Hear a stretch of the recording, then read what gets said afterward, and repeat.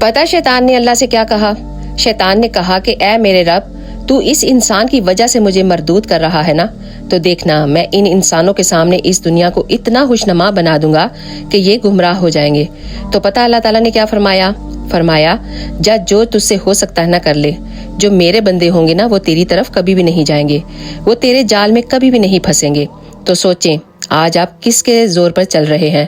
سوچیں آج تمہاری زندگی کس کے اختیار میں ہے؟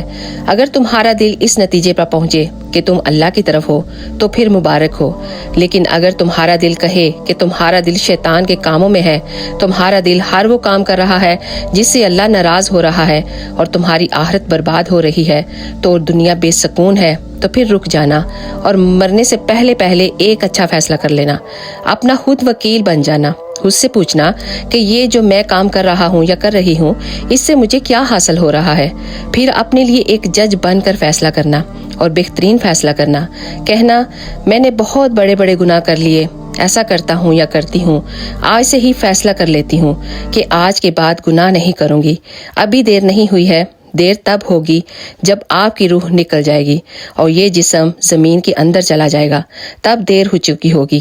یہ وقت بہت قریب ہے، یہ وقت ہر انسان پر آنے والا ہے، کوئی اس سے نہ بچا ہے اور نہ ہی بچ پائے گا۔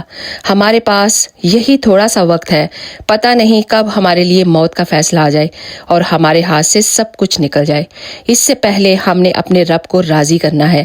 آ جائیں، اپنے پر ظلم مت کریں اور ایک سجدے پر اللہ تعالیٰ آپ کے سارے گناہوں کو معاف کر دے گا۔ آج کل میں سوشل میڈیا پر بہت ساری ایسی ویڈیو دیکھ رہی ہوں جو ساری کی ساری بے حیائی سے بری ہوئی ہیں اور اسلام کی بات کرنے والے بہت کم لوگ رہ گئے ہیں۔ دفع کریں پیسے کو، پیسہ اللہ بہت عطا کرے گا۔ اللہ کے نام کو پھیلائیں۔ اللہ کے سنگ جو آپ کی زندگی گزرے گی نا وہی سب سے بہترین زندگی ہوگی، اس دنیا میں بھی اور آخرت میں بھی۔